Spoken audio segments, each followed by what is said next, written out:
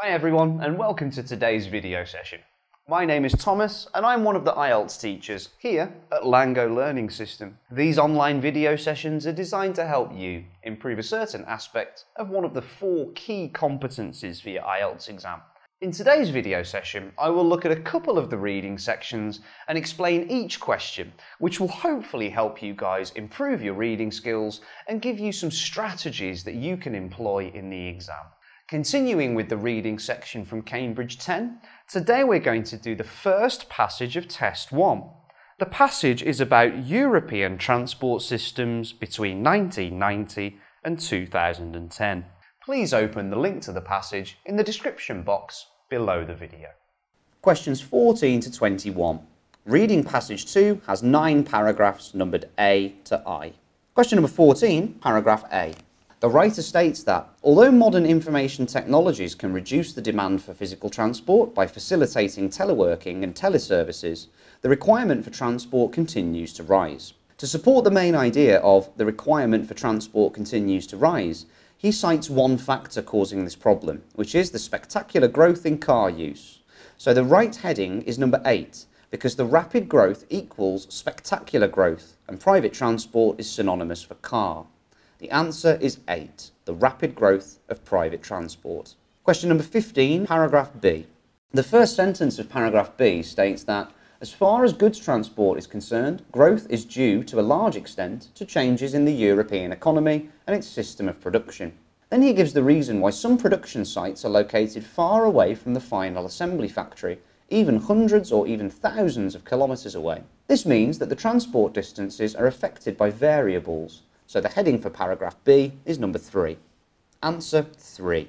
Changes affecting the distances goods may be transported. Question number 16, paragraph C. In paragraph C, the author provides us with some transport statistics or transport trends. Some of the countries are candidates for entry to the EU. The demand for road haulage is increasing as compared with rail haulage. These countries are asking for the admission to the EU to become members. So the appropriate heading is 11. Answer 11. Transport trends in the countries awaiting EU admission. Question number 17, paragraph D. In paragraph D, the author states that a new imperative, sustainable development, offers an opportunity for adapting the EU's common transport policy. It indicates the main idea of this paragraph is about a long-term goal, which is to adapt the EU's common transport policy. Synonyms here are fresh for new. Goal is imperative, defined as a necessary duty which must be done. In this situation, it can be referred to as promoting sustainable development in a task that the EU hopes to accomplish. The word imperative is similar to goal or objective here, and the phrase long-term means sustainable. Our answer here is 1, a fresh and important long-term goal. Question 80, paragraph E. In paragraph E, the energy consumption of vehicles in the transport sector affects the environment, which is the problem mentioned in this paragraph. It's estimated that the amount of CO2 emissions will increase by 50% by 2020 on account of the growth of traffic.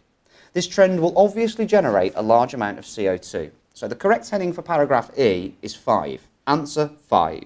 The environmental costs of road transport. For question 19, paragraph G. Look at paragraph E. The author focuses on the importance of regaining a transport balance. But then in paragraph G, the writer provides some solutions which centre on road transport pricing. As a short-term goal, this might help us to curb the growth in road transport. So the correct heading for paragraph G is 10, because there are a couple of synonyms that we can identify in the passage, such as alone and solely, restrict and curb. Our answer is 10, restricting road use through charging policies alone. Question 20, paragraph H. The second solution to obtain a transport balance is indicated in paragraph H. This method concentrates on road transport pricing, but is accompanied by measures to increase the efficiency of the other modes, better quality of services, logistics and technology. So the correct heading for paragraph H is number 2. We can identify synonyms such as charging and pricing, improve and increase efficiency, transport methods and transport modes. Our answer is number 2, charging for roads and improving other transport methods. Question 21, paragraph I. In paragraph I, the third approach composes a series of measures ranging from pricing to revitalising alternative modes of transport and targeting investment in the trans-European network. This means that they will propose some changes to transport patterns using this approach. So the correct heading for paragraph I is 4. Steps and measures are synonymous here. Our answer is 4. Taking all necessary steps to change transport patterns. For questions 22 to 26, you have to answer, do the following statements agree with the information given in reading passage 2? Question 22. The need for transport is growing despite technological developments. Our keywords here are growing and technological developments. In paragraph A, the writer tells us, although modern information technologies can reduce the demand for physical transport by facilitating teleworking and teleservices, the requirement for transport continues to rise. The main thing that helps us find the correct answer here is the requirement for transport continues to rise, which means move up, so the statement is true. Need and requirement, grow and rise, technological developments, information technologies. Our answer is true. Question 23. To reduce production costs, some industries have been moved closer to their relevant customers. Our keywords here are reduce costs and closer to customers. In paragraph B, the writer says that this phenomenon has been emphasised by the relocation of some industries, particularly those which are labour intensive, to reduce production costs, even though the production site is hundreds or even thousands of miles away from the final assembly or away from customers. It can be inferred here that some industries are relocated far away from their relevant customers, so our statement is false. Question 24. Cars are prohibitively expensive in some EU candidate countries. Our keywords here are prohibitively expensive and candidate countries. We can see EU candidate countries in paragraph C. However, the price of cars in these countries is not mentioned, so we don't know if they're expensive or not. The statement is not given, and so is our answer. Question 25. The Gothenburg European Council was set up 30 years ago. I would focus on 30 years here. Although the key phrase, the Gothenburg European Council, can be seen in paragraph D, the time of the foundation is not mentioned in the passage, so the statement is not given, and neither is our answer. For question 26, by the end of the decade, CO2 emissions from transport are predicted to reach 739 billion tonnes. Keywords, the end of the decade, and 739 billion tonnes.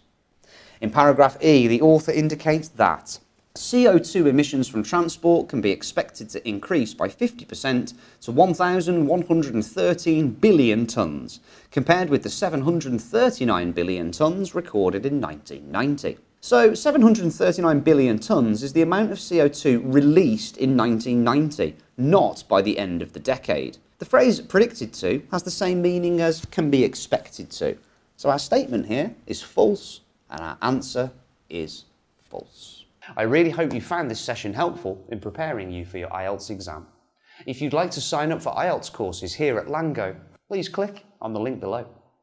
Our IELTS courses are designed to cater to your individual needs and to provide you with personalised learning pathways. Please remember to like and subscribe, and don't forget to hit that bell button to get notifications of my latest video uploads.